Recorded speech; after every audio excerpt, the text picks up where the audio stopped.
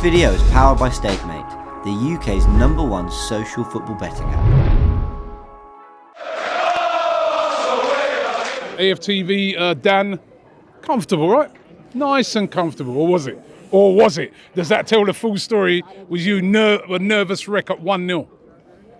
Yes. Do you know what? No, I wasn't. I was more nervous at 3-2 last weekend with like 10 minutes to go. God. I can't lie. Remind me of that. Oh, jeez. But it looked like there was going to be similar kind of nerves at one stage where Raya come for that cross, and if I'm honest with you, I watched it again. I think we're quite lucky, man. I don't know if that's a foul, if I'm honest. I don't know if you've seen it again. You know what? I have seen it again, and it's I'm one trying to look of at where the foul is. Do you know what it is, right? It's one of those ones that, in slow motion, you think, I don't know, man, it's not enough. In real time, and the referee did give it straight away. Yeah, he did. You know what I mean? So... Listen, I'm going to say we were quite lucky, really, there, to be honest with you. A lot of people are speaking to me on the WhatsApp now, going, how did Arsenal get away with that, blah, blah, blah. I've got to say, I thought we were fairly in control, though, mate. Exactly. I thought we were fairly in control. Thought we missed a lot of chances in the first half, and I think we should have been comfortable. But I'm really impressed with some of the players today, Rob. I really am. I think Gabriel and Saliba. There's a typical example in the first half of how that partnership works so well together. Gabriel makes a mistake. Saliba's like, I got you.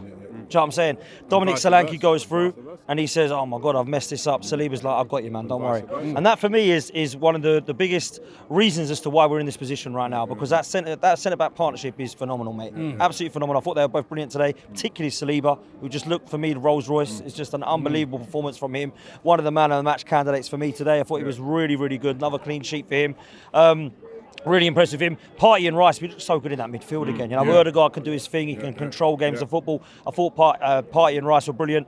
Declan Rice was actually my man of the match. I thought he was so good. I thought he was excellent. Do you know what? Tops off with a goal as well. And that was really deserved. Really well deserved. And he's a player that I think can get more goals for Arsenal. I really do. I think Declan Rice in that position with a Thomas Partey. Or, I was going to say to you, is Partey coming in there now sort of really good, because that allows him to get forward a bit more. I mean, he's everywhere, isn't it? He's like, literally, he covers every blade, grass on the pitch. Yeah, he does. He covers every blade of grass, and I think that what we're seeing from Declan Rice now is a position that potentially Mikel Arteta wants him to play in.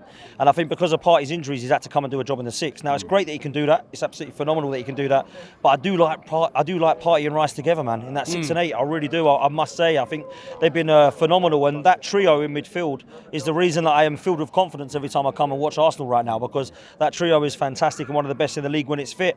I think it's been really frustrating that Partey hasn't been fit enough this season, because we're starting to see what we can do to teams now, particularly in midfield in terms of dominance. But I want to mention a player today that sometimes people think has had a really poor season. People always look at him, people always micromanage him, people magnify every single performance. 33 goals and assists from Bukayo Saka now. And he's had a poor season. It's crazy, come on, man. Like, really, it's real talk. And do you know what? It's so important, isn't it? Listen, he's massively important, and some people are right to say he's had a few bad games. Of course he's going to have some bad games. High standards. Listen, he's played pretty much every minute again this season. He's got 2 men pretty much on him every single game, no matter what the opponent is. And I think he deserves credit. I've got to say it. I think, a lot of people are looking at him now, trying to compare him to the likes of Bellingham's, and look what Bellingham's doing, look what Foden's doing, look what Kudus is doing, look what Salah's doing. I don't care about anyone. I care about Lukaku. Look at his numbers. That's what I always say to people, man. Look at the guys. When people wonder why he's me and Cecil had a little argument about this a few weeks ago. He's like, I'd drop him. I go, have you looked at the guy's numbers? Crazy? Are you crazy? You can't drop a guy like that. So what are you chatting about? He'll have a poor game. He scores. He steps up in big moments. That's a huge penalty today. That's the thing that sets us off. You know what I mean? Like, he's a phenomenal player. He is, and what a penalty as well. I mean, it was so easy for him, weren't it? And, when people say, I think we should drop him, I think they're so scared that he might get injured because he's so important. So I think when people say drop and rest, it's a bit of a different word. But I think for me... he said drop because he ain't been performing. No, is he crazy? Cecil, what does he know? What does Cecil know? Cecil, what are you talking about, Cecil? Yeah, look, I love Cecil, and I disagree with him there. I don't. No. Yeah, what are you talking about, Cecil? He gives you some we love you, Cecil. We love you. We're big up Cecil, man. But I will say that about Saka. I think he deserves a credit today. And the other player I've got to mention is Leandro Trossard again. I didn't think he was outstanding today in everything that he did, but I thought he was good enough.